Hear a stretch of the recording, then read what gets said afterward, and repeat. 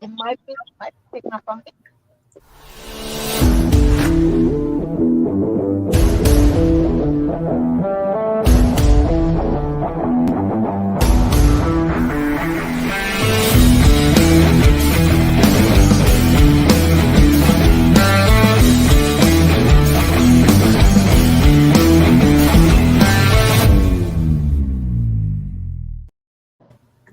Well, good evening and welcome to this Sunday edition of the Island Stats Football Show. Here is Daryl Basin.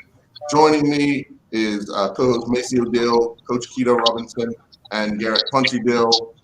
Guys, ladies, this evening we have two matches being played right now. Ironically, both of them are 2-0 at the half, and that's PHC leading Robin Hood over at the BAA field. And North Village are leading Boulevard 2-0 over at Bernard Park. Punchy, you're actually at Bernard Park. Give us a sense of what the first half of that game has been like for what you've seen. Well, it's not been a convincing. This has not been a convincing showing of North Village right now. I saw the second goal. I didn't see the first goal, but I saw the second one. It was very clinical. 5 passes. The ball was played wide, ball in, and go. Very well done. But Boulevard's held their own in this game. They've held their own. I do know that. I do know that you could. What we talked about before. Excuse me, you guys. He dropped out. Yeah, I saw the first half. You saw the first half as well. Apologies, I'm back. Yeah, they're holding their own. Yeah, they've had a few chances, but again, I just think that what we talked about, Village's experience is shown up, and it's shown up early. They're on the right thing early in this game, so it's kudos to them thus far. Macy, your thoughts on the first 45 minutes that you saw? I mean, Village was always, for me, Village was always going to beat Boulevard. I didn't see Boulevard having the unit and the team and the organization to beat Village in the FA Cup. So that was evident. Now, although like Punch said, it wasn't convincing. The back four of Village is very, very shaky. I mean, Ian Cook missed a glaring chance, in the first half, a pretty much gift that he had, and that was all Village doing. The defenders made calamitous mistakes down there, but Boulevard's showing that they're not got the strength and the players and the organization to compete at the Premier League level. That's what's evident for me, and not so much that Village is showing experience. Boulevard's just very inexperienced. Coach Killer, did you see any of the first half? No, I didn't actually. I dropped my son off and I left. I need a football break. It's been a lot over the last 3 or 4 weeks for me. So I thought about going, and then I was like, you know what? I need to just take a break. I've been hanging out at the Bermuda B license diploma course. So I was there this morning, part of today with the coaches. So yeah, again, I'm sure that, again, it's Bermuda football. So North Village beating Boulevard players. We have had some shockers this weekend. However, I didn't think that they were going to cause us too much problems, especially Village losing to Robin Hood last week. I would assume that they kind of pulled it together this week in training and realized that, anyone can beat us at any time. So let's do what we have to do to make sure that we get the W for today's match. Well, let's go to midweek, where PHC defeated Crossroads 11-1. PHC has been free scoring of late, closing that gap at the top of the table to 2 points. When you have a team that's hitting on all cylinders, talking to a few people about the game, they had to get their rocks out first, but they hadn't played in a few weeks, so about 2.5 weeks. But once they got into their groove, it became kind of one-way traffic Macy, were you surprised by the score? Not the result, but the score? Not at all, right? The PACs, I mean, they got Antoine Russell that scores goals. They got Enrique Russell that scores goals. I mean, the story, they have a lot of different ways of scoring goals, and you got the team that gives up goals. You got the team that gives up. So once PAC gets in a rhythm, and they sense a little bit of blood in the water, they'll rip you apart. They're capable of ripping you apart once there's a bit of blood in the water. And this is the expectation I had of PAC at the beginning of the season, right? I had this expectation of them to steamroll this league. Like I saw them at the beginning of the season, I saw them at the preseason when they beat Village 6-0 in a practice match. Mm-hmm. So this is the expectation we had of them. They had a little blip midway through it, but I actually think they're more in pole position to win the league. If it comes down to that game between PAC and Benetton. Well, I think they gotta get both teams have to get there first. Yeah. Because as we know, anything can happen. Anything can happen. Coach Kiddo, were you surprised by that score line? Absolutely not. I think that blip that PAC had that makes it Super Bowl. That happens. I think that's the only thing that has slowed them down. There's so much talent in that team, I don't know. and they're family and friends, so they're playing for each other, right? So any score lines that PAC have right now is not going to surprise me because they're enjoying what they're doing. They're enjoying the football. They got 2 hat tricks, but then they got goals from other areas as well, on the field. So I think that PAC is doing exactly what we would expect of them, right? They are benefiting solely from the fruits of their labor. They has old PAC boys playing with them, right? And I'm just happy that they're having the success that they're having. The work has been put in prior to this. It's been a process. For them, and I spoke about this in the beginning of the season. They had a process, they had a plan in place, and so this is just the fruits of their labor. So I don't anticipate them dropping any points anymore for the rest of the season. Just to add to that, I don't see anybody beating Benetton and PAC towards the end of the game. I think Benetton's always find a way. PAC's find a way. I would love to see it come down to that last game. And the Sequoia Robinson factor come in, the ex-PAC player against the PAC youth and now PAC players. Like that would just be at that game right up to another level. I would just love to see that. Punchy, the PAC being Crossroads 11-1. Were you at all surprised by the scoreline? Yeah, a big surprise. I went to the game. The reason why I went to the game yesterday. So let me call you Between St. George's and Crossroads, and of course Crossroads won 1-0. I was surprised by what I saw with them. Not that they were just finished with St. George's. They were like on the front foot a lot in that game. But to go up to lose 11-1 against PAC, much better organization. It looks to me Crossroads okay against St. George's. They put a good effort in. But when you go up against PAC, you've got to really be organized. You've got to have a real good plan. And there's a yardstick. Them and Benetton a yardstick for what's happening where we are in this country right now. They're hurling the level. What are you going to be like when you go up there playing against PAC on a Saturday afternoon or Sunday afternoon?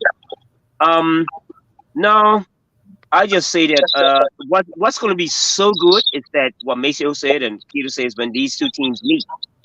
It's like, well, here we go. Which one's gonna come out on top here in this game, and it's tied like that.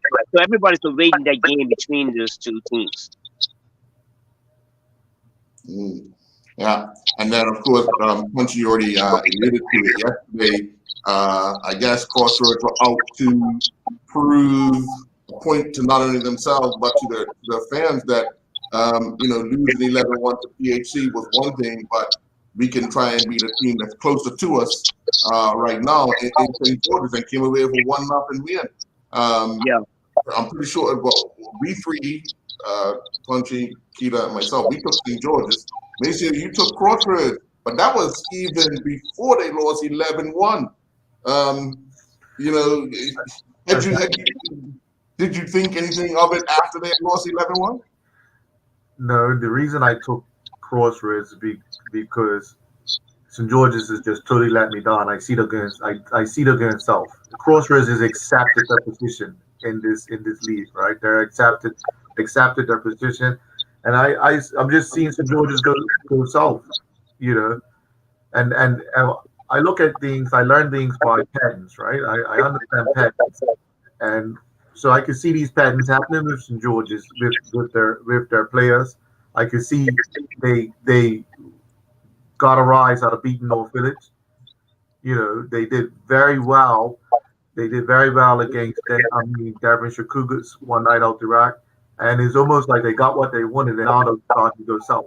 And I don't buy into the argument with the Georges of players not being available and whatever. I don't really buy into that because that's part of how football works. You just have to reassess and have another plan going forward. So I mean. That to add to this, this is my assessment of this stuff. What's happened? I think I talked to the coaching staff after the game, and I said to you, so what's really going on, you guys? Why, what's happening? Like you just fell off the deep end here. What's going on here? Sometimes you got to dig in. You're gonna win. You got to win some ugly games. But the result right now is important. I don't think, and I say again, they are not going to be demoted. I'm sure about that.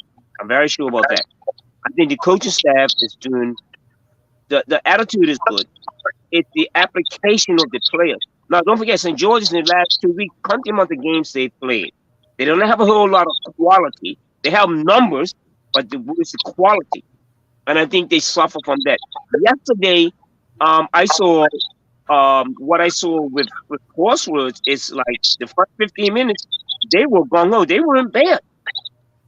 I was like, I kind of confused about that. So why do you're on the front foot against St. George's. I guess you could be on the front foot against VAC, but they will stall you. They have another plan. They have another gear. St. George's now are suffering. I hope mentally the players at St. George's can somehow resurrect them. Okay, we'll have this fallout. Let's just try to start again. Start again, because the results. Remember, a couple of weeks ago they were losing 4-0, 4-1. They were, at one time early on the season, they were like conceding the less goals. Mm-hmm. So my concern for them would be, again, hold and tight, pick the games that you should win, because I definitely thought they should have won. They should have won against Actual yesterday. So it's a cause for concern, but I think they're gonna be okay.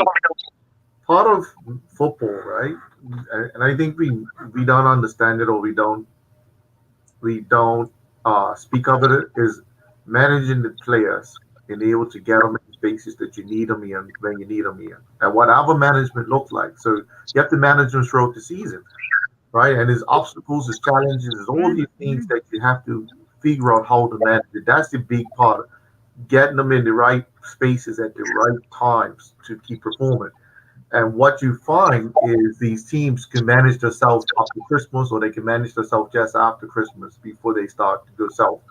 And it's the teams that can, is the teams and the clubs that know how to manage the players, and let's call it for 90 minutes, not for 65 minutes, not for 75 minutes. So the season is the season. So you got to prepare to manage yourself for the season. And that's something that a lot of us just don't do well. And I'll say this in understanding managing players. From my experience with I knew players that were injury prone. So like I can speak to Jamaica. We knew he was in injury prone. I didn't let him play the first half of the season. I managed him very good at the first half of the season, so I can have him for the business end of the season. These are all part of what managing players look like, and this is what we don't do well.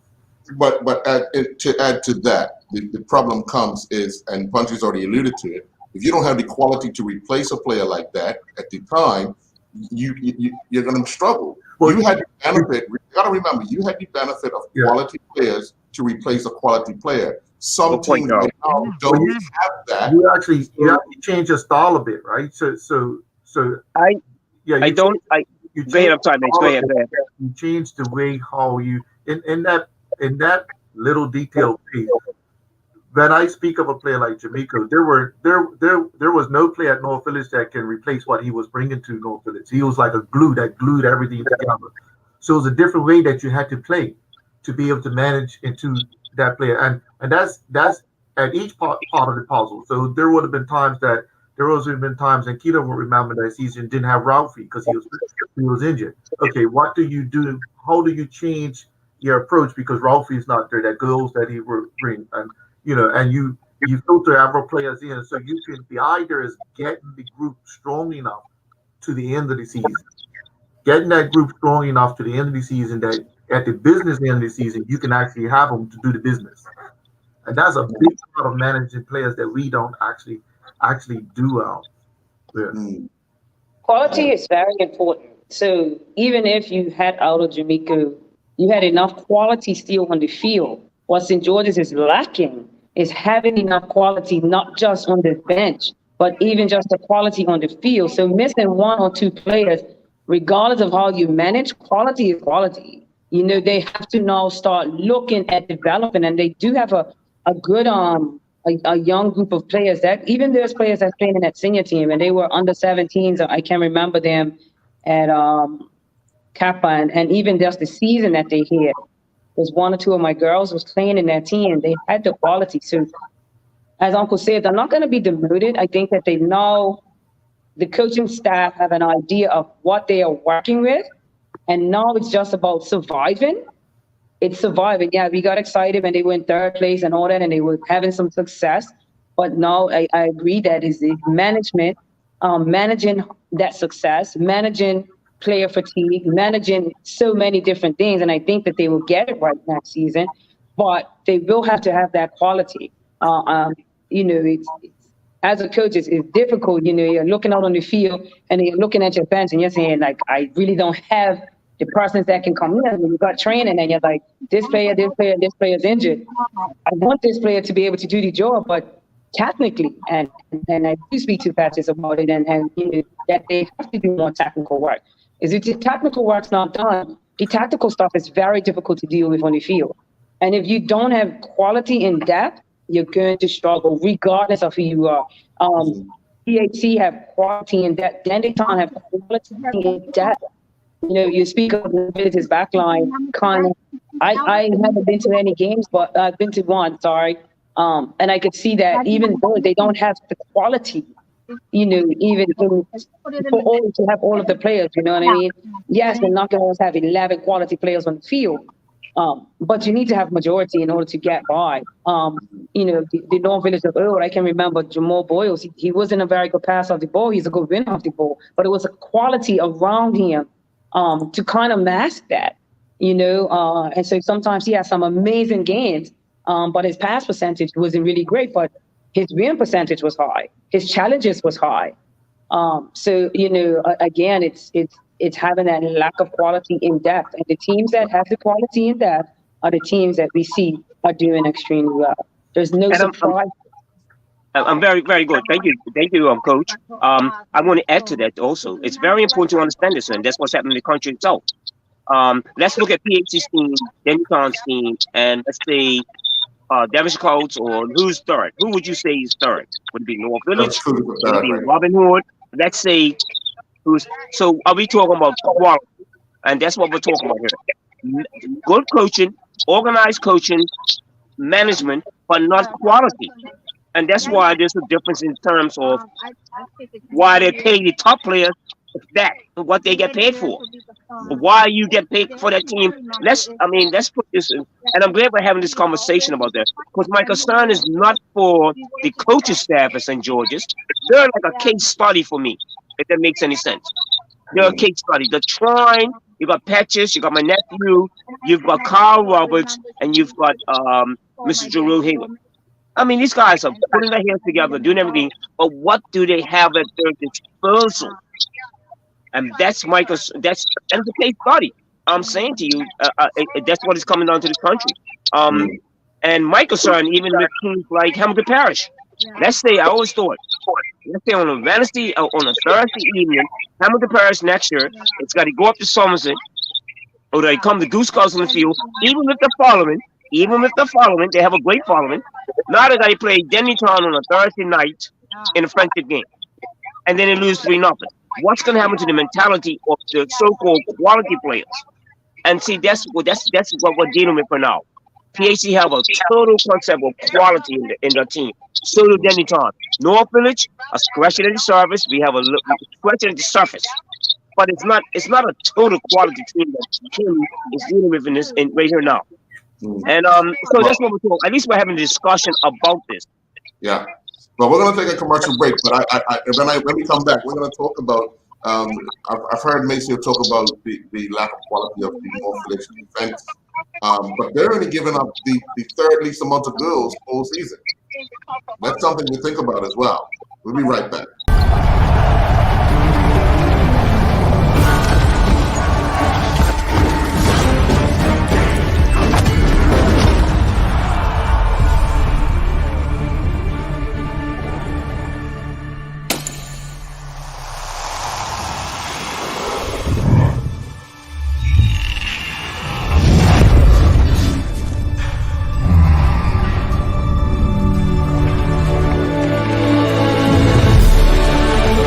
Putting down the weapons. You seen this?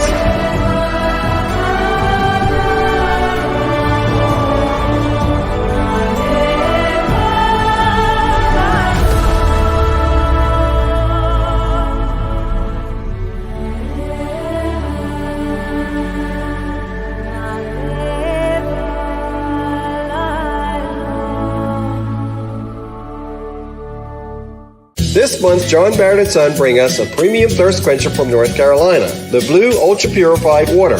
Many other bottled waters use reverse osmosis to reach an acceptable level of purity. Le Bleu uses a 5-step purification process, which includes fractional vapor compression, distillation, and ozonation, assuring purity and a unique, appealing flavor. Consumer testimony repeatedly praises the taste of Le Bleu compared to the other brands, and this, along with superior purity, makes Le Bleu a must-try. Lindo's. Why go anyplace else?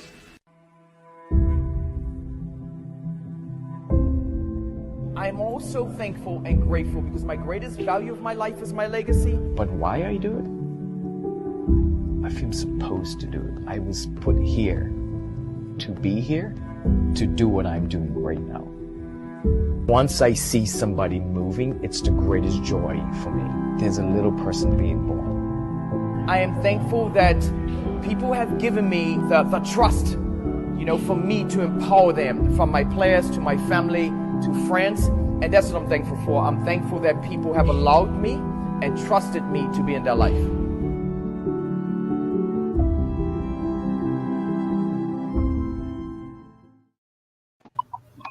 Welcome back.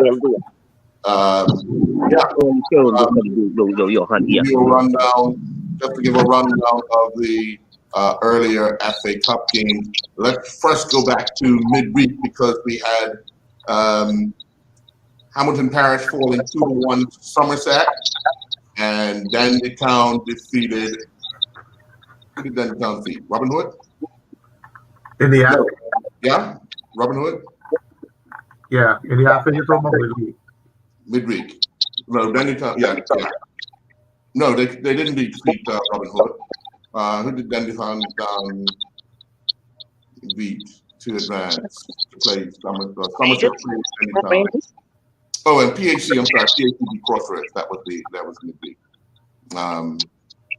But yeah, when we look at what's that? Dennytown's playing now. Yeah, Dennytown's playing. They played earlier. Dennytown defeated Somerset 3-1, and Devonshire Cougars defeated Somerset Eagles 5-2 up at Whitehill Field. We still have, as we say, North Village are still leading 2-0, and PHC are still leading 2-0 over Robin Hood over at BAA Field. But let's talk a little bit about that anticipation of Hamilton Parish. Obviously, they've gotten what they wanted. They're promoted. They had a chance to have a test against a Premier Division club. It was an opportunity for them to get a Somerset team who actually have built up a little bit of confidence over the last few weeks with picking up some big wins. So I know Hamilton Parish probably would have wanted to play them a few weeks ago when things weren't going well for the club, but you catch them at a different time, and there you come with a different result. Yeah, no. I'm hoping. I believe I picked Somerset to win that one. But yeah, I mean, I agree that Hamilton Parish probably would have wanted Somerset when they were struggling a bit, but they found their feet. Somerset have now pulled out some pretty some good results. So I think Somerset would have gone into that match feeling confident enough to win. What was the score? 3-2? So 2-1. 2-1. So, I mean, it's not really a bad result for Hamilton Parish either. As you said, a good test to see.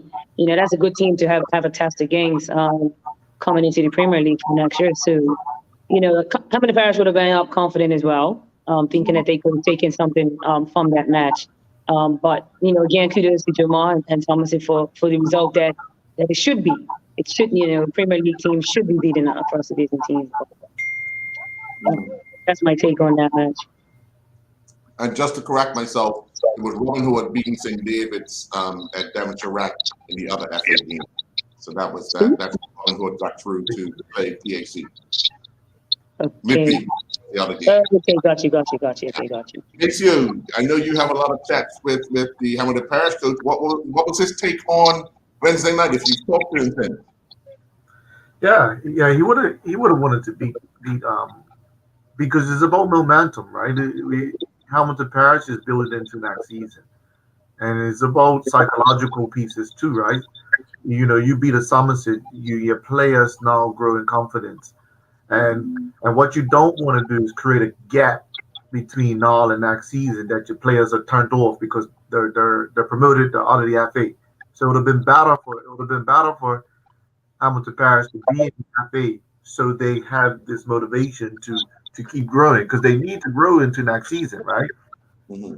So I actually, I'll be watching Hamilton Parish closely to see if they continue with their focus to get towards the end of the season. I mean, there is conversation. Obviously, there's going to be conversation amongst players about finishing the league undefeated. Mm-hmm. That's always going to be a conversation, and I know it was a conversation about finishing the season undefeated and beating Somerset and going on to win the FA, right? But it's what's showing itself now is that they need something more to survive in this league next season. Yeah. Funchy, your thoughts? I'm just adding to what Maceo and Keita said about gauge. It's a gauge. Let's say they gauge themselves on a Sunday afternoon, and they got to go. Well, when they play the game against Somerset. Now, Somerset, anytime goes up to Somerset and beats Somerset 3-0. Norfolk go up to look. So, what my point is, very good time. That's something you just gauging yourself with and saying, okay, well, look what standard we're at. Even with the FA Cup, look what standard at. We lost 2-1 to Somerset. But there's okay, so we did okay. We could have came up victorious. But it's a start. It's a start. It's a very good start. My problem, not my problem, would be okay. Let's say on a Sunday afternoon, it's a league match. They have to go up to Somerset and win on 3 o'clock on a Sunday afternoon. Then next week on Sunday afternoon, they play down Wellington against Cougar. And then next week after that, they got to go up to PHC or they got to come down here. So it's a gauge, and I'm saying to you, that will be my concern about Hamilton Parish and BA. What happens after with playing the FA Cup? You say, okay, we were close to something, but on next year, it's Sunday afternoon, and you're playing against PHC up at Warwick, and say you lose that game or you draw, but then next week you got to go to Dennytown and play, or then you got to go to Cougar. So it's something that at least we're discussing it. That would be Hamilton Parish. What next for them? Yeah. What next for them? I think that Sergio would have done his homework to see. I'm sure some of his players did extremely well at that level, and the ones that didn't, I'm sure that he will pick up one or two players next season to kind of fill in them gaps. So while they were tested yesterday, I still think that he would have gotten a good gauge of what he will need to get. And he'll do his homework and he'll do whatever he has to do to recruit the players that he will need to fill in the gaps that he thinks he has in his team. So, yeah, again, I think still a good result for Hamilton Parish and a good test, a good team to test where they actually are. Yeah. Well, the other FA game was Robin Hood and St. David's. Robin Hood winning 3-1. St. David's having that similar opportunity, a one-hit wonder at the FA Cup. You try anything once. I mean, you have a young Robin Hood team. They'll be looking to make sure that they keep up their momentum. And as a St. David's team, you have nothing to lose, so you put that in your rack. And you put on a performance, but unfortunately they came up a bit short on the night. No surprise if the result. I think the scoreline was a bit flattering for Robin Hood because they took a while to score. Punchy, just looking at the way Robin Hood's been playing of late, were you surprised by the scoreline, 3-1? Well, I think maybe what would have been disappointing is they conceded a goal. I think that would be something that they would be concerned about, conceding a goal against the Davids. Keeping what I would be concerned about with Denver was okay. They shouldn't even have scored. How was the goal scored? How many chances did St. David's had? So that would be a little bit cause for concern for Robin. But I still think again it's one of those teams going to be in the right direction. They're heading in the right direction. I'm hoping that the coach Levrock stays. He's worked very well with what he has at his disposal. Again, let's say for instance next year it's BAA, it's Robin Hood against Hamilton Parish in a 9 o'clock game out at BA on a Saturday night. Which one?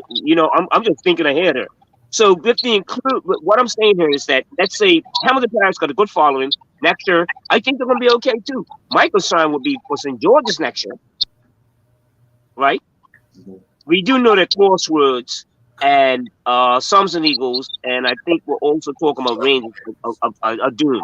They're doomed. They're doomed. So the other two that are coming up, BA, so they're going to add.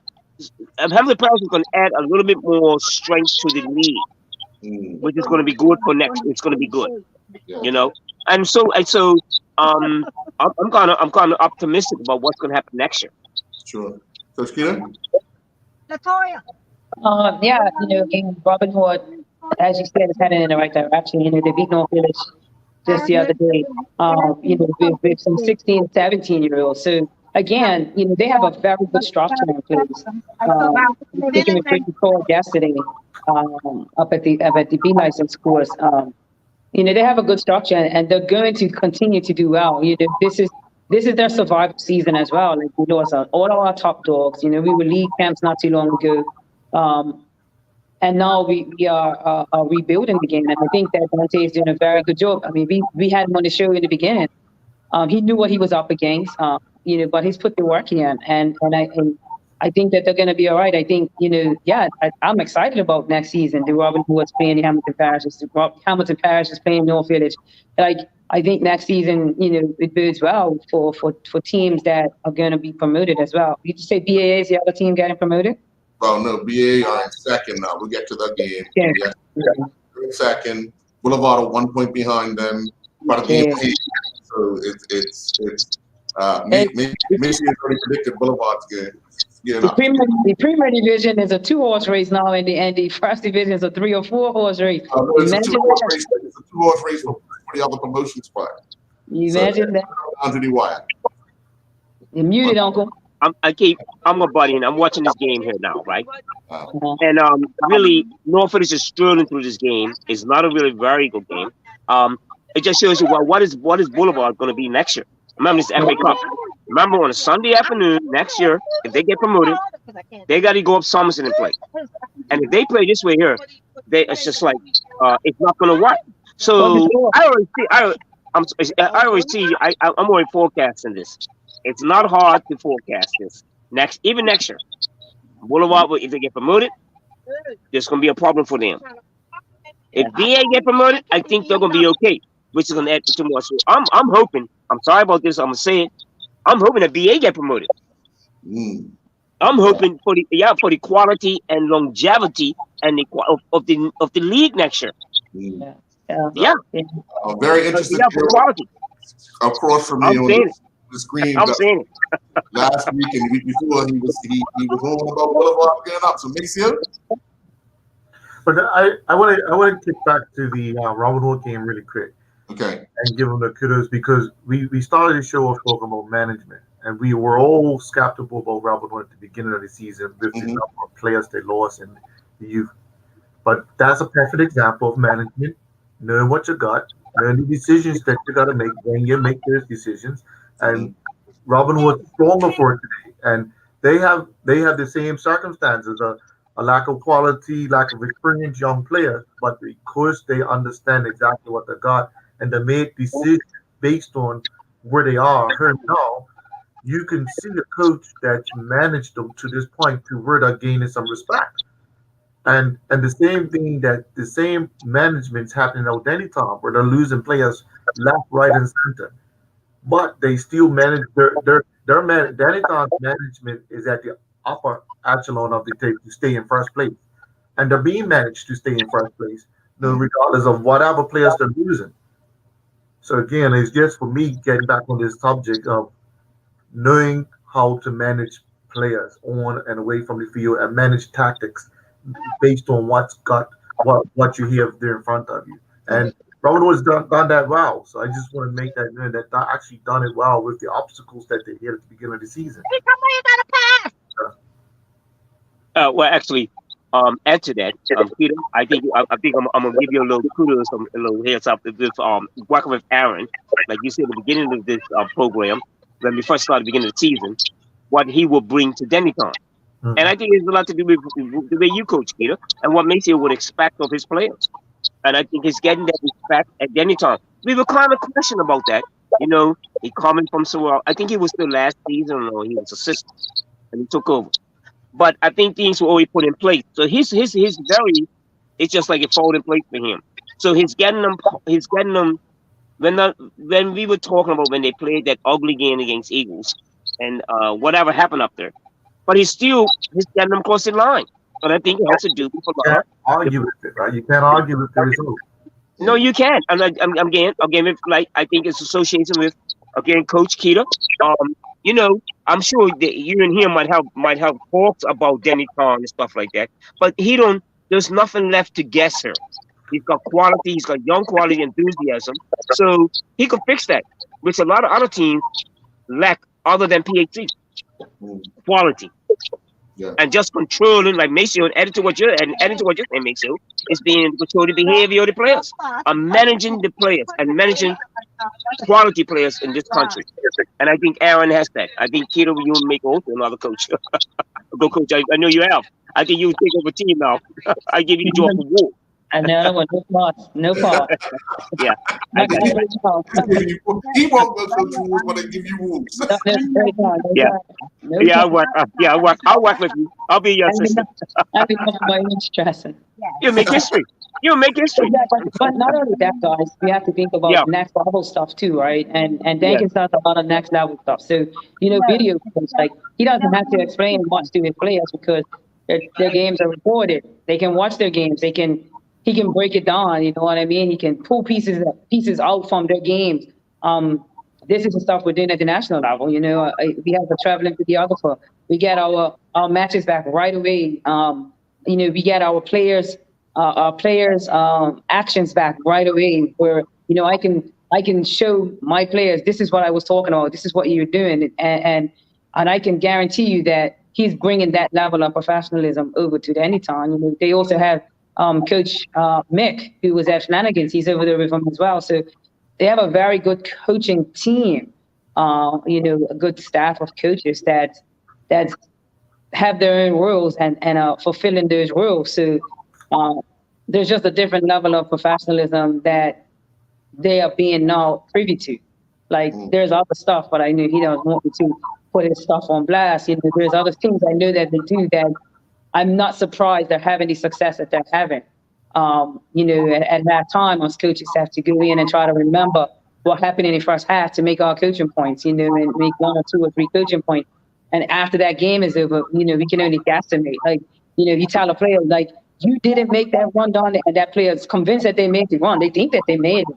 But when you get that video footage and you can show them, this is what you weren't doing, and it works the other way as well, where a player may think they had a horrible match, but then you can show them, listen, these are the good things that you did on that. It's now what conversations the coaches have. When we were at IMG the other day, one of our players had her mental strength coach come over to the hotel, and she sat in on our individuals with our players. We had the videos and all of that, and she spoke about, she's like, it's okay to let them know that they have to do this, this, and this, but look at some of the positive things they do, because that's how the mind works. The mind's gonna remember the positive things. Like, they're gonna remember the last thing you said. So if your meeting is solely based on what they need to work on, when they go back on the field, they're gonna be focused more on what they need to work on and not the things that they did well. So there's a lot of little pieces that we can use in our coaching here to have a little bit more professionalism or to have a little bit more management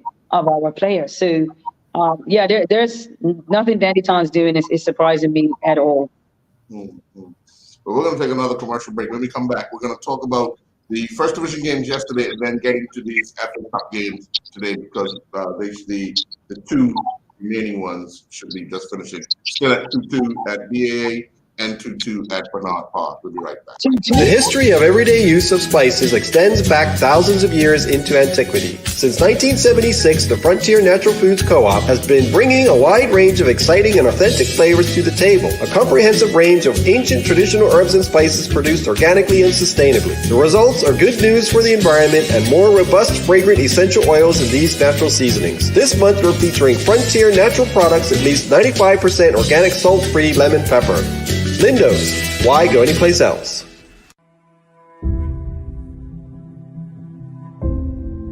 I'm also thankful and grateful because my greatest value of my life is my legacy. But why I do it?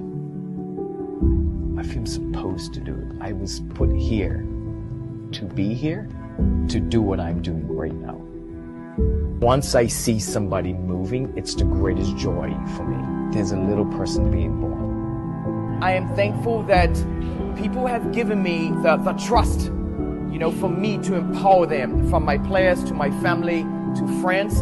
And that's what I'm thankful for. I'm thankful that people have allowed me and trusted me to be in their life.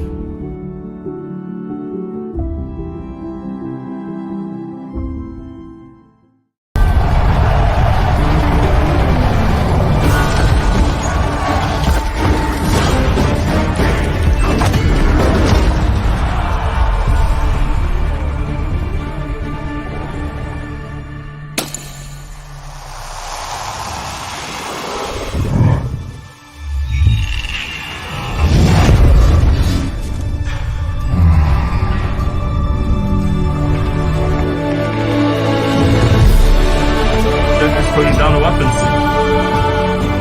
You seeing this?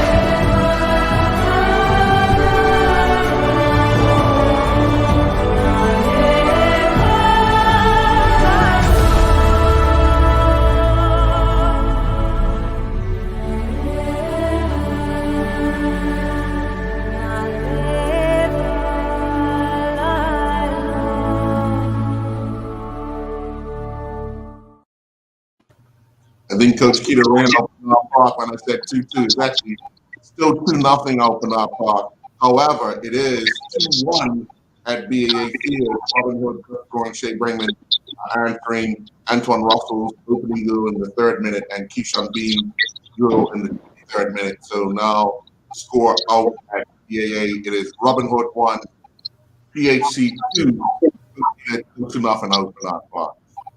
Thought you wouldn't be sitting there like that. I was like, huh? 2-2. That's what I'm like. Did I hear it right? I saw her jump on her chair. I said she's going to run off Bernard Park, put on her boots. Well, yesterday in first division play, Island Rangers went down 4-1 to BAA. Island Rangers took the lead in that game. But then BA came back and won 4-1. They now move into second place ahead of Boulevard in the first division, and that, as we've already spoken about, it's a battle for that second promotion spot. BA have played 13 games. They have 27 points. Boulevard have played 12 games. They have 25 points.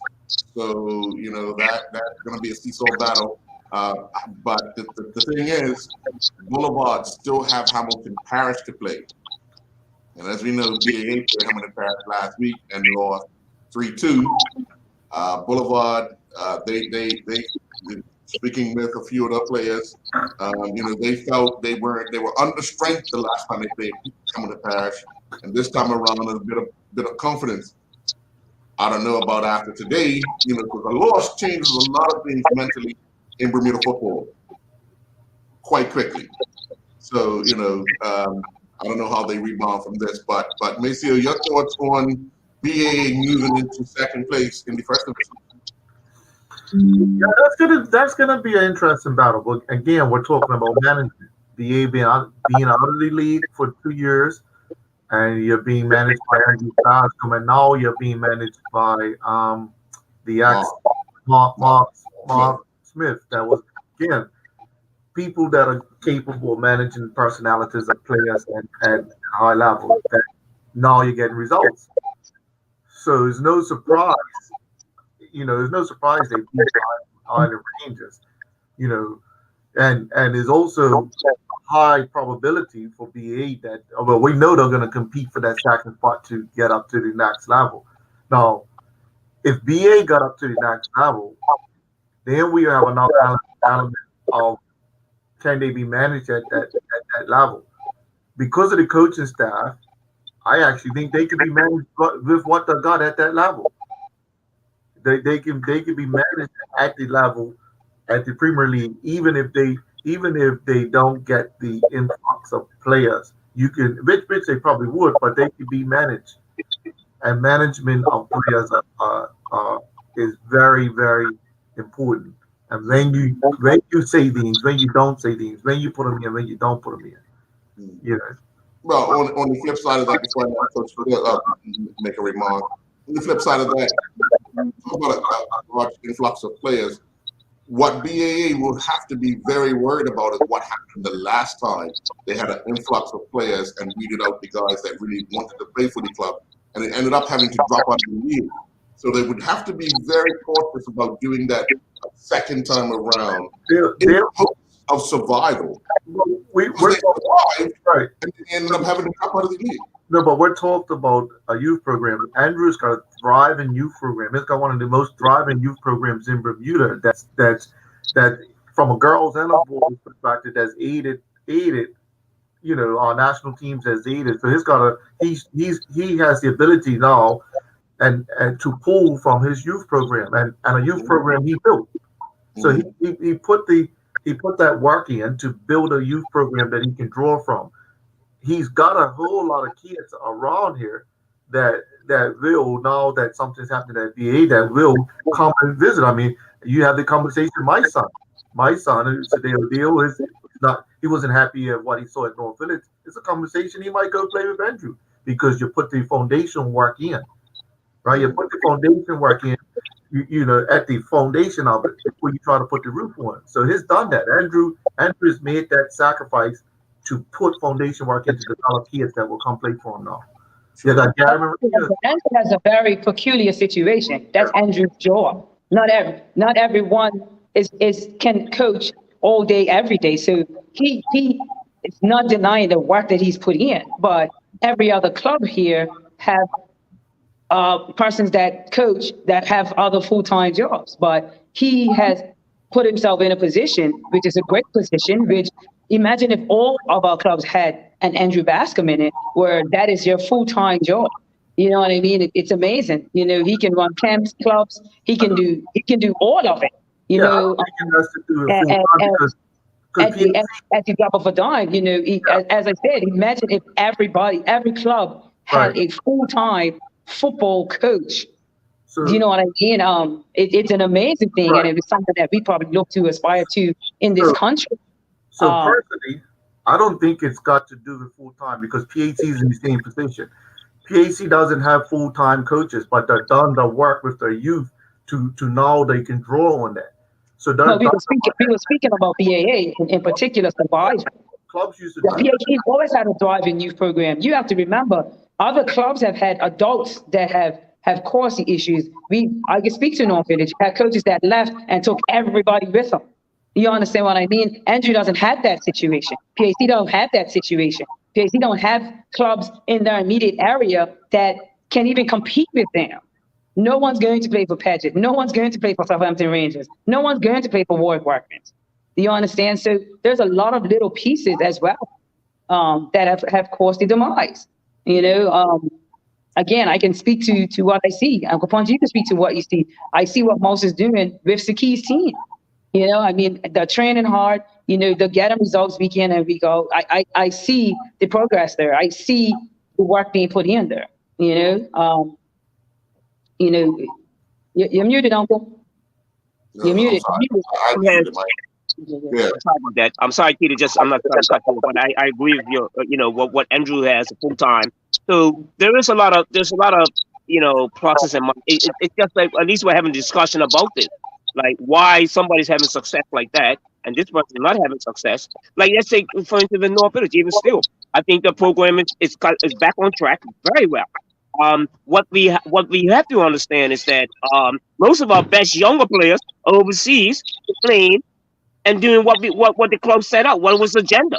So, it's still, at least we're having a discussion about this stuff now, the pluses and the minuses of what I think is going on in the country, why we think this club's going to survive, like Hamilton Parish, and it's only going to add to interest and support for football. Like, for instance, here today, which is very good to see the sponsors here watching the FA program they were invited on, and it's very good. So, it's a growing, I'm saying the sport with Hamilton Parish, with BA, I mean, I do hope BA, because what I saw at Boulevard today is not going to work next year. It's a one-off, just like Wolves. It's a one-off. The BA is going to be more structured, like Hamilton Parish. And we have more incentive to this league, more creativity to the league. If I could say that. Yeah. The final score down here was 3-0. 3-0, North Village. Yeah. Unfortunately, Coach Keto ran off, so she won't be excited yet. And the other game yesterday, the other first division game, Vasco became the final team in the Bermuda Football Association Senior Division to win a game this season when they defeated St. David's 4-2 yesterday. They finally won a game. They had 5 points. That was 5 draws, and then they won their first game of the season to actually take away from that they were going to be the only team to have not won a game. We made a lot of noise about Paget last week winning the game, but overlooked Vasco having not won a game, but they done so yesterday, winning 4-2 over St. David. So we had Gary Adams on earlier this year. Coach Keita, North Village's final score 3-0 over Boulevard. But we had Coach Adams on. He knew what he was up against as well. Maceo talking about, what Dante was talking about as well. But just the relief of, I guess, for Vasco now having won a game finally. I mean, you're coming down to the end of the season, but you finally win a game. What would be your thoughts, on a team like Vasco who we thought would be okay, but things haven't gone as well as planned? That's interesting. I didn't even realize that they hadn't won a match. Yeah. And it was funny because I was traveling back last week when Manny was talking to his son, and we thought that he was joking when he said that Paget beat him. We thought it was a joke. I was like, it's no way. And then Paget scored 7 goals. I was like, oh, wow. I mean, at some point, it will give them some belief. This is the end of the season. Not much is going to come of this. I think what's going to happen now is what happens next season. Does he lose players? Are they in a rebuilding phase? I know that the youth program is thriving again. You know, they got players in every age group almost now. So, you know, Vasco is in a peculiar spot. We have to just wait for that process. Again, everything's a process. You know, it's not going to happen overnight. We're not even going to see the fruits of people's labor in our Premier League, where we'll have Premier teams that are competing consistently until we see the processes of some of these next generations that's coming through. So Vasco, again, will be in that same spot of getting players coming through. Right now, they've probably picked up a lot of players that were playing in other teams that couldn't get into those other teams that's now coming over to play for Vasco. I know a couple of players that fits. And now, Coach, what do you do in your off season? He's actually up now doing the B license as well. So, coaches are doing their homework. Coaches are trying to grow and develop so that they can help their team. So, it's just now hoping that he keeps his players, maybe picks up a couple more, and then can compete next season. Maceo? I totally didn't realize Vasco hadn't won a game yet. Yeah, They had 5 points. All 5 were draws. Wow. All 5 points is draws. Yeah. It's interesting. That means we was never picking them. Sometimes we were, but we were losing. Yeah. It went out of the radar. That went under my radar. Sure did. For sure. But I mean, I saw Vasco play, and it was evident they lack quality. It was evident they lack quality. We talked about the organizational piece of their coach. But his organizational piece, I know he's a favor of the Brazilian way of football, and that's the mentality that he is. And sometimes you can't play that way when you don't have that Brazilian way of players. I mean, even if we talk about North Village, I say they keep wanting to play out of the back because that's what Kenny likes. But they can't play out of the back. They don't have good enough players to play out of the back. Even in a time me dealing with North Village, I would have never said this out loud last when I was coaching. I used to tell Kofi Deal, close your eyes and kick the ball up the field because none of you is good enough right now to play out the back because we don't have the link of Jamaica in there to link the ball. Let's get a goal up on that end and then press from there. So I had to change styles of way of playing for results. Right? Right? Yes. Yeah. All right. And again, Well, you're feeling good? coaches even as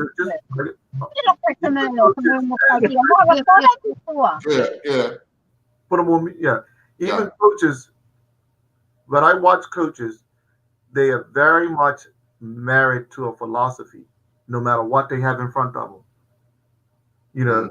And if you want to implement a philosophy, how you like the game, you have to do foundational work to have that ability to play a philosophy. I think personally at the senior end of football is about trying to get results across the line. It's about trying to figure out how to get results across the line. So Vasco, although they had this organized coach, they're not got results across the line. I think, and Maceo and Peter and no, I want to add to this, sir. Philosophies but quality, and I Peter, I'm kudos to you also. All of us. Let's say, for instance, I saw Donovan Thompson, I think, at Crossroads yesterday. Still elegant, right?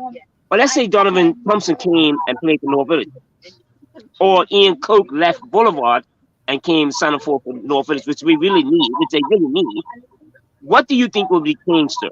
And what I find now is that even what's happening in the country, quality, organized coaching, but you still got to have quality. And I think I'm sad to say, I do understand players want to stay. Some good players want to stay with the team. The allegiance to, like Ian Cook, it's allegiance to Boulevard. Don't you think he'd be much better playing in Texas South, going up and playing for North Village, or going to play for even like? Well, he has to play at Dendytown. Exactly. Yeah. But okay, at Dendytown. But I'm saying, then we're gonna see. And I think I said this before. Is this league becoming just like the Scottish League? Like we got 5 good teams or 4 quality teams. The rest of them just make up the numbers. So, Well, ask yourself this question, right? As we're having this, being that we're having this conversation, ask yourself if players that came up through youth systems and are now 25 years old or 20 years old, what is the quality of the youth system? If they're good, it's just like it's like I'm better. I went to school. My parents sent me to school all the time. I didn't skip school. I went to school, and I struggled to read and comprehend. And I went to school. So what is the quality of the system, right? What is it? Thank God for audiobooks now that I can get things one time. I learned my learning style. I'm learning my own learning style so I can comprehend things. But I went to school every day. I actually went to school all the time. I didn't skip school, but I came out of school without certain skills. And this is what's happening with our youth systems in Bermuda. You're coming out of years of football, getting to adults without certain skills. So we have to question the quality. Now I'm not going to drag this on, but I'm going to cut past you. Now that's a perfect example is Vasco da Gama. Where all the players come from now? Where have they shown after they remember when everybody left them, they stopped having a team. Now what's happening with them? So now you got all these players come Vasco. So we know Adams is probably a very good structure coach, but what does he have to work with? Where did those players come from? Where's the development? And so I think it's also we got to ask this question in this country. And I'm getting to you, Cheetah, getting back to your son, my great nephew, seeing development, organization, quality. That's why success is going to be achieved that way when you have a constant attention to detail and quality, organization, and always it just goes on and on. That's why it's no fluke that teams like PHC, who's picked up the junior program, Denny Town, who's also flourishing in the junior program, and Norfolk is coming up to the full sub. And so it's no fluke. It doesn't happen. We have to stop guessing these games. We have to stop guessing that this is supposed to happen. No, it's by work and putting effort in an organization and asking the questions, which this show does. That's what it does. And I'm happy to be a part of it. Again, I say. All right, we're going to take another commercial break, and when we come back, we're going to discuss the 4 FA Cup quarterfinal matches today and Player of the Week, Player of the Month. We'll be right back. I'm also thankful and grateful because my greatest value of my life is my legacy. But why I do it? I feel supposed to do it. I was put here to be here, to do what I'm doing right now. Once I see somebody moving, it's the greatest joy for me. There's a little person being born. I am thankful that people have given me the trust, for me to empower them, from my players to my family to friends. And that's what I'm thankful for. I'm thankful that people have allowed me and trusted me to be in their life.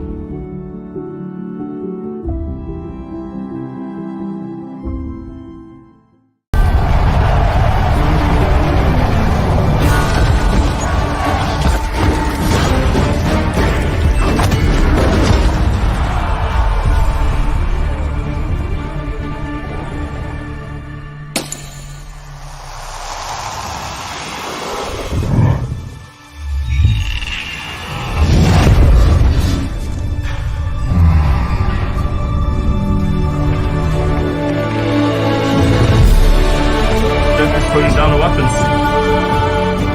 You seeing this?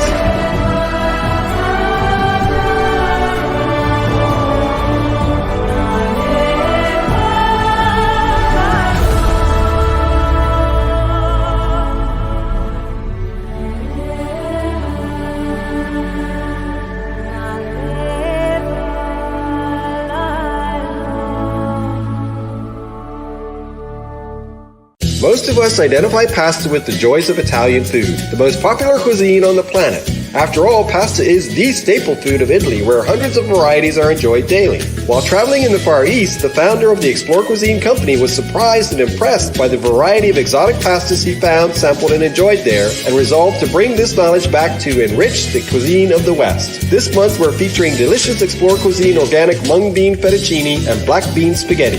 Lindo's, why go anyplace else? And welcome back. Well, in the first quarterfinal match, up at the White Hill Field. Devonshire Cougars defeated Somerset Eagles 5-2. Somerset Eagles, we know, have been struggling all season to score more than probably a goal a game. They got 2 today, but it also gave up 5.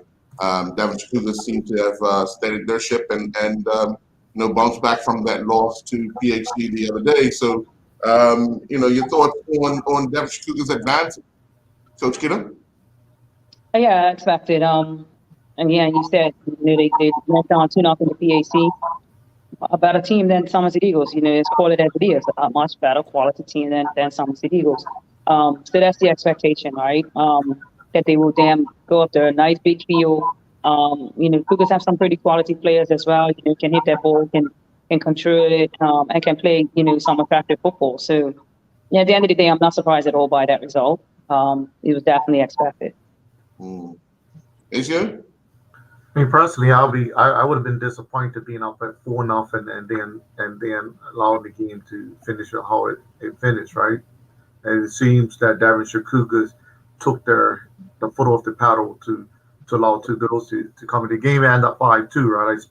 I spoke to one of the players today, and they sort of went south in the game, to allow the other team to get back in it somewhat. They was always going to win it, but this is what we're talking about: managing your way right through the game, being professional right through the game, and knowing what to do to manage your way right through the game, and figuring that out, right? Trying to figure out what that looks like. But they was always going to beat that game. Yeah. Anji? My disappointment, again, added to Maceo and Akita said about disappointment with conceding 2 goals. When you listen to the coaches in the Premier League, whether it's the Spanish League, they were talking about keeping a clean sheet. When there's such a level between Cougars and Somerset Eagles, I don't think Somerset Eagles should have even had no way with two goals. So there's a disappointment there for me. That's a disappointment. I was disappointed that even though they won the game, they allowed 2 goals. Eagles to score 2 goals again. Sure. And then the other early game, Dandytown Hornets defeated Somerset Trojans 3-1 out at BAA Field. Again, Dandytown finding ways to get it done. Punch? Well, yeah, I don't think Somers is a well-traveled team. They don't travel well. You could call on them to be, they don't travel well. No, they don't. And so that was obvious. And I know all of us picked Dandytown to win that game, So no surprise about that score. My only disappointment, again, keeping a clean sheet. Mace? Well, when it comes to Dandytown and Somerset, Jamal's obviously the Somerset coach, and he comes from Dandytown. For Dandytown, it's starting to be like taking candy from a baby, right? They could just take whatever they want from Somerset whenever they want it. And they're doing it. They're beating them just when they feel like it. And today's victory, you had younger kids. Kwame's son, which is Enrique, he scored today. You had younger players.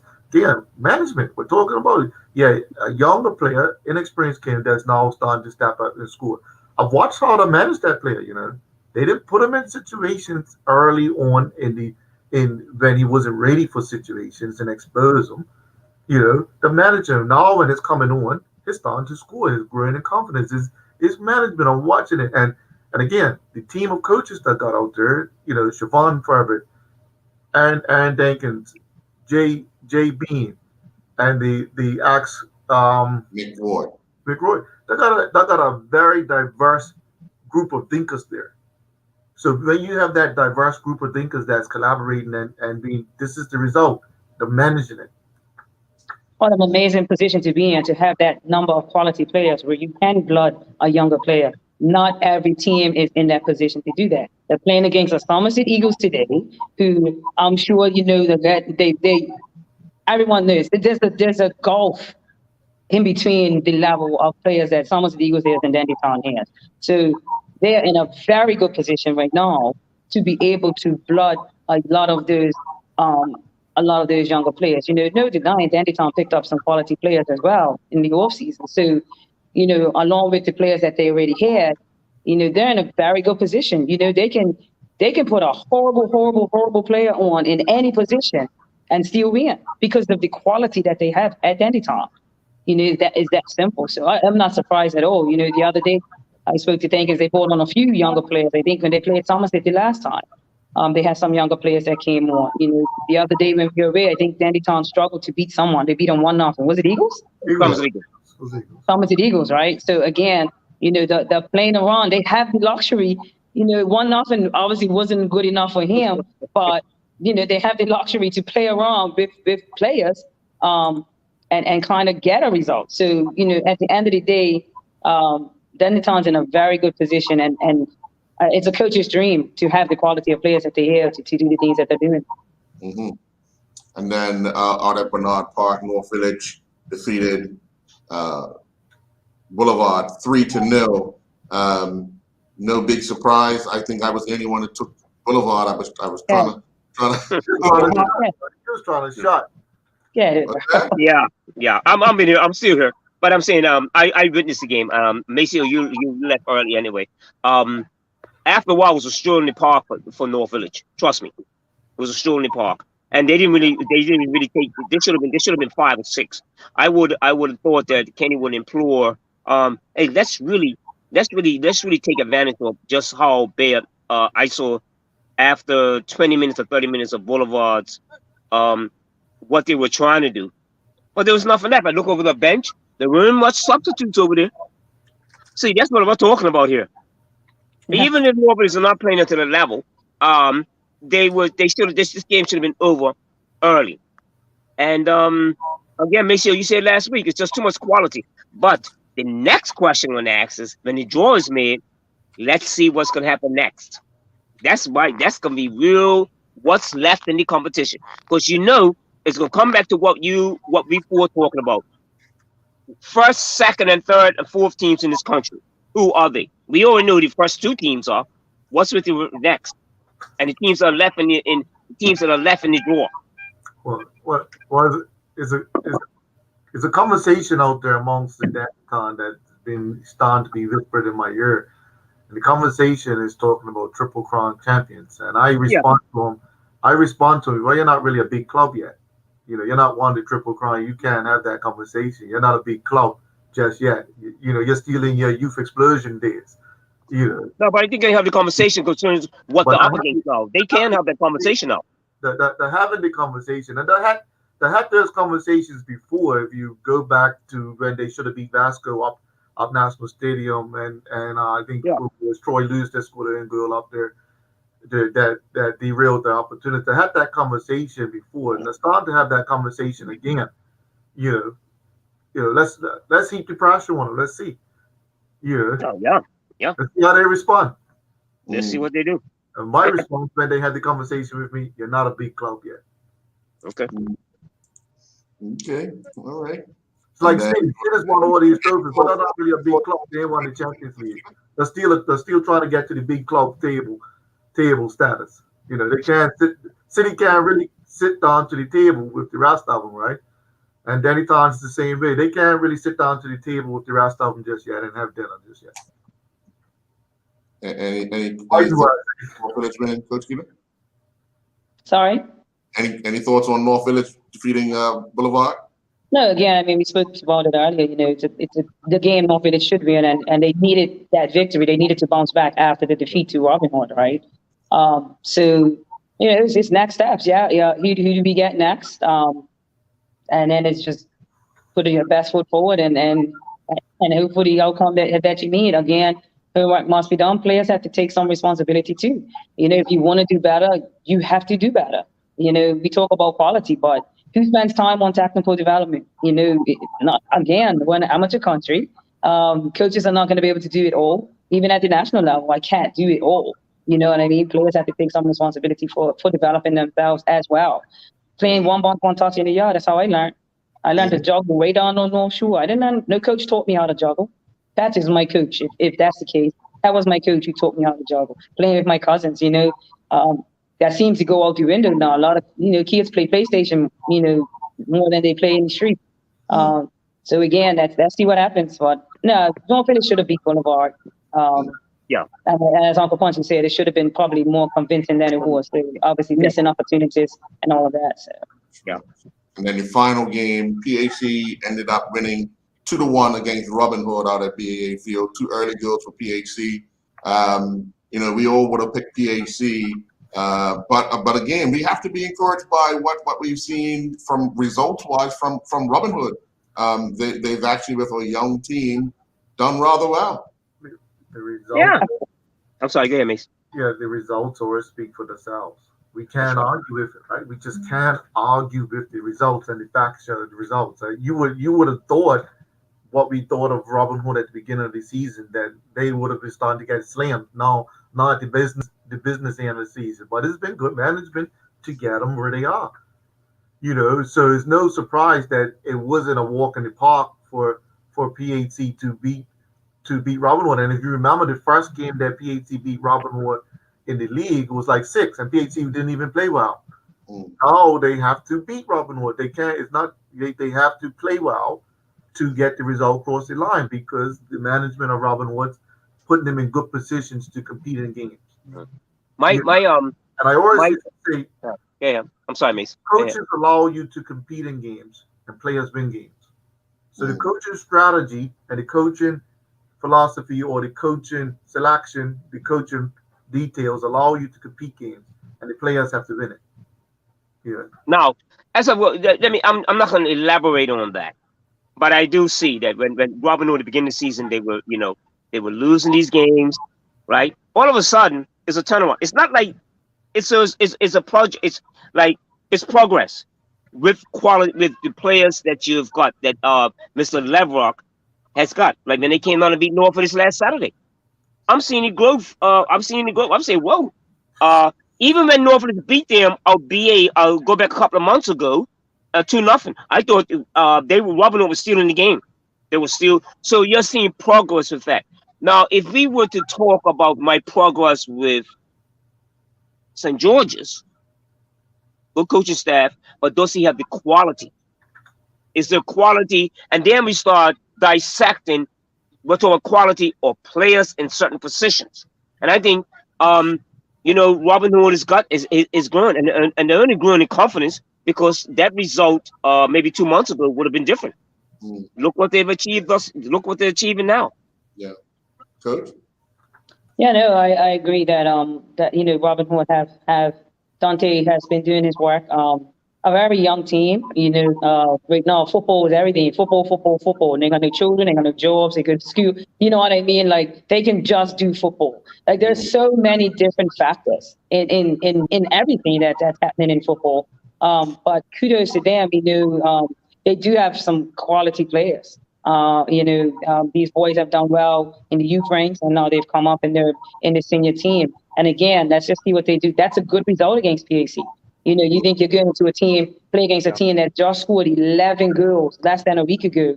And you're like, what? And to hold them to 2 goals, that means that's some good work. And kudos to them, to the players as well, for understanding that, this, and it's something I tell my players, that when you go look at your opposition, you know what I mean? Don't look at them as a threat. Look at them as a challenge. And Robin Hood's just looking at these teams as challenges and looking at having success against these teams, and that's how they're playing, to have success, not to worry about who you are, not to worry about your name, but we're getting out there. We're both, it's nothing at the start of the match, so that they're making teams, they're not just laying down and just giving teams respect. You have to earn it. And they have some experience in there, right? Shea Brinkman playing, they have some experience in that team as well. So good job. All right, so let's get into our picks from last week. Obviously, it was the PHC and Crossroads. Obviously, we all took PHC. St. George's and Crossroads. Maceo was the only one to take Crossroads. We did not do the FA games midweek. But yesterday, in First Division, BAA defeated Island Rangers 4-1. We all took BAA. St. David's went down 4-2 to Vasco, we all took St. David's. And then, of course, today we had, well, yes, we did. Actually, we did take the FA games. We all took Somerset except Maceo. Maceo took Hamilton Parish over Somerset. And, of course, Somerset won that. Robin Hood defeated St. David's. We all took Robin Hood. Dandy Town defeated Somerset. We all took Dandy Town. Cougars over Somerset Eagles. We all took Cougars. North Village over Boulevard. I took Boulevard. Everyone else took North Village. And Robin Hood went down 2-1 to PHC. And we all took PHC. So when we add those up, PHC, 1, 2, 3, 4, 5, 6, 7, 9. Coach Keita, 9. Big 9. Maceo had 8. Punchy would have 9. And I would have 8. Okay? That puts Coach Keita on 97. Maceo, you're on 94. Punchy, you're on 90. And I'm on 88. So now let's look at this week. Big match on Wednesday night. Dandy Town host North Village. Punchy. I'm good with Dandy Town for this. Maceo? I think this is very tricky.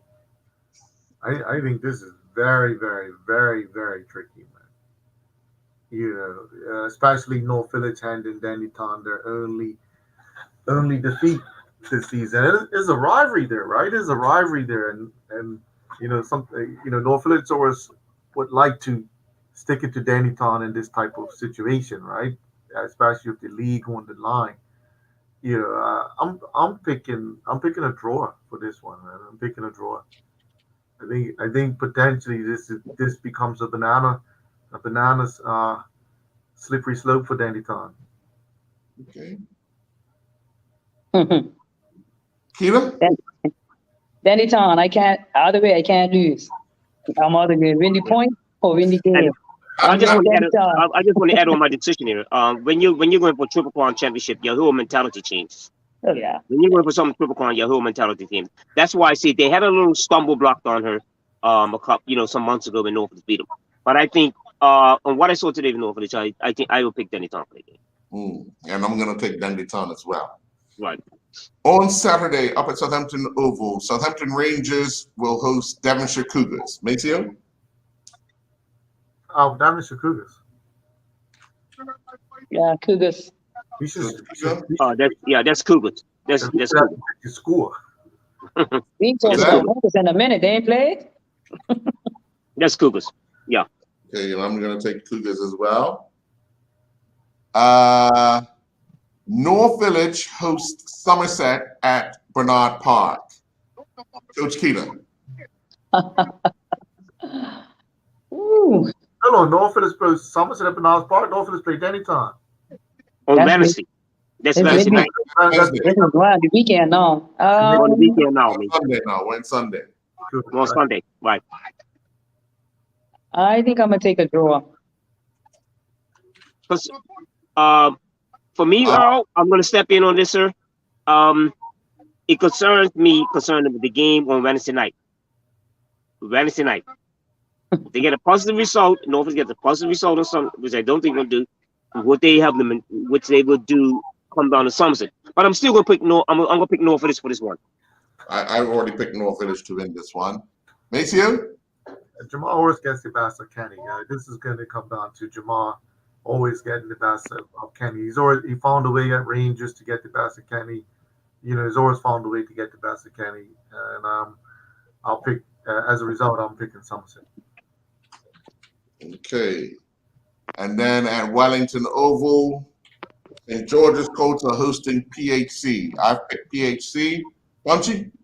You can pick for everybody. That's PAC. I mean, you know, I've got a real soft spot for St. George's, but there's just something just not right there with the mentality of the players, and I Okay. think I'm going to PAC for that one. Maceo, just to be sure. Yeah, PHC by 6. Okay. All right. Devonshire Colts face Somerset Eagles at Police Field. Punchy. I'm going with Devonshire Colts for that. Maceo? Devonshire Colts face who at Police Field? Somerset Eagles. Jeez. That's even a hard one, man. I don't know. I really don't know. You know, A draw there. Devonshire Colts is going on the opposite side of this here, right? And it's getting down to the business end of the season. I'm 3 points behind, man. I need to get it right. Yeah, Devonshire Colts. You gotta come on, Ray, man. You gotta get this close in line, man. Yeah, Devonshire Colts, man. Coach Keita? Devonshire Colts.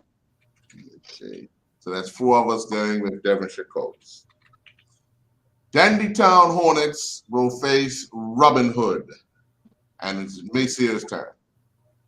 Yeah, Dannytown's gonna be Robin Hood. They'll be. Coach Keita? Anytime.